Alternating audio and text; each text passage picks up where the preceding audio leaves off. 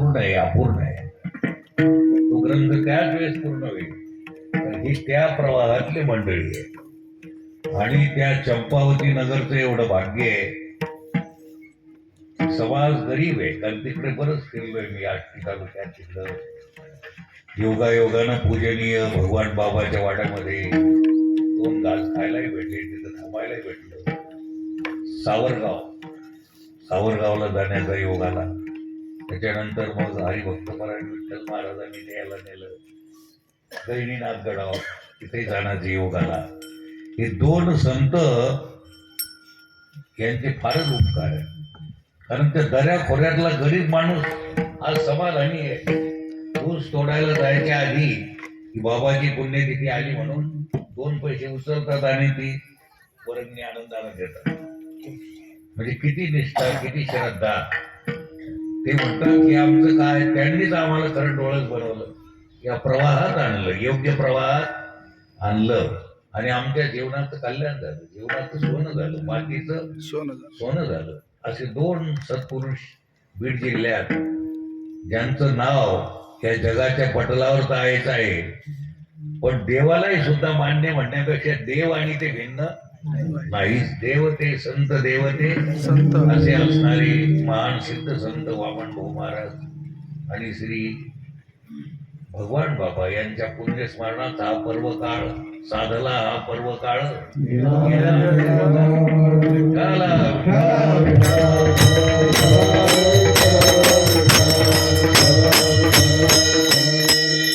आणि खरं म्हणजे कष्टाळू शोषक असणारा हा समाज. मी तर नेहमी सांगत असतो, डॉक्टर साहेब ऐकत असतो, की या माय मावल्याचे फार उपकार आहेत करून. कारण माझं जीवनच उमरजून गोतेगाव मध्येच गेलेलं. आता थोडाफार धंदा लागला म्हणून बाहेर, नाही तर उमरजून निघावून गोतेगावला गोतेगाव निघावून हो तिथं मी थांबलेलो आहे. भोळी भाबडी मायबाई जरी असली जगाच्या दृष्टीनं, किती मोठा पंडितपती जरी असला तर त्याचे भांडे घराच्या बाहेर. आता कोणते तुम्ही समजा. त्याला घरात प्रवेश म्हणजे ते लेकरू जन्मल्यापासून त्याला भक्षण करू नका हे सांगायची सवय लहानपणापासूनच वळण आहे. खरं म्हणजे तुमचं वाऱ्या वावधानानच वरण बिघडलं. तर घरामध्ये वातावरण शुद्ध आहे, शुद्ध वातावरण आहे. त्या बाईचे उपकार आहेत ते हे तिला जमणार नाही. खरं म्हणजे आईमुळे समाज सुधारलाय. पहिली मुक्त करणारी माय जर कोणती असेल तर आई साहेब मुक्ताबाई. पहिली जगाचा उद्धारा करता निमित्त ठरलेली आई साहेब मुक्ताबाई. महिला पहिली. सामान्य महिलेला आरक्षण वगैरे हे काय घेऊन बसले, अख्ख्या जगाचे डोळे उघडण्याचं काम महिलांना केलेलं आहे.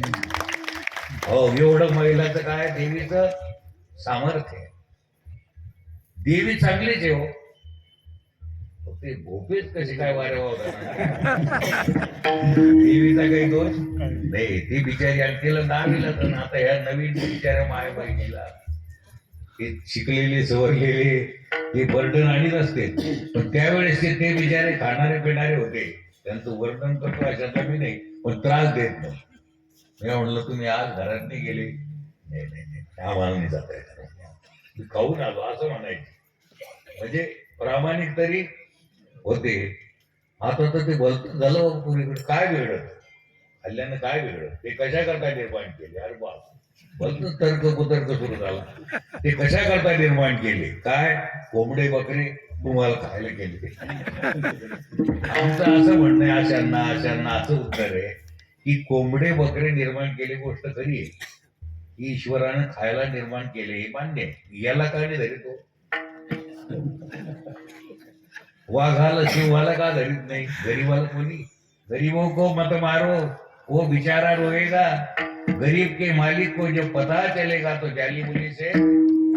म्हणून आजच संकल्प करा की भगवान बाबाच्या या पुण्यस्मरणानिमित्तानं मी हे जे मान्य नाही साधू संताला, ते जे मान्य आहे तेच करणार, मान्य नाही ते करणार नाही. असं संकल्प करा. मला वाटतं भगवान बाबाला फार आनंद होईल. ते कुठे गेले थोडे, फक्त कपडा टाकलेला आहे ते आहेच. त्याच्यात काही बदल नाही. म्हणून असा संकल्प करा. आणि काही वाईट गोष्ट नाही, चांगली गोष्ट आहे. न कळण्यात रस्ता उरला तर या गाडी रिवर्स मध्ये आणि आपल्या जीवनाचं कोट कल्याण करून घ्या. आणि असं जर तुम्ही केलं ना, इतक्या संख्येने इथं तसं कोणी नाही म्हणा, पण असतील तर यदा कदाचित जर असतील तर खरी दक्षिणा मला मिळाली असं मी समजतो. हे काय घेऊन बसले तुम्ही, इतकी दक्षिणा तितकी दक्षिणा, मला खरी दक्षिणा मिळाली मी असं मला समजेल. आणि खरोखरच भगवान बाबालाही आनंद होईल, वामन भाऊलाही आनंद होईल, माऊली ज्ञानोबरायाला आनंद होईल. हो, फार आनंद. म्हणून निश्चय करा की आजपासून मी अभक्ष भक्षण करणार नाही, अपेय पान करणार. काय लागत काय त्याला, मनावर घेतल्यावर काय लागत. 300 वडाऱ्यानं एका क्षणात सगळं सोडून दिलेलं आहे. वडारी माणसं, रोज पैसे कमवणारे, स्टोन मेकर, आणि पैसे खूप कमवायचे आणि घरात सगळा दागडो झुलत झुलत यायचे आपली. काय करतात त्या श्रीमंतीला, त्याच्यात कोणी मुकरदम, कोणी शेठ, काय करतात त्या पाडव्याला, काही अर्थ नाही. अरे जन्माला या आणि रस्ता उगला तर साधू संतांना सांगितलं त्या रस्त्याने जा. आता साधू संतांना सांगितलं नाही का आम्ही त्या रस्त्यावर आवड होत नाही. आणि त्या रस्त्यावर जर तुम्ही गेलात ना तर जीवनात गुंताच निर्माण होणार नाही, असं एक प्रमाण.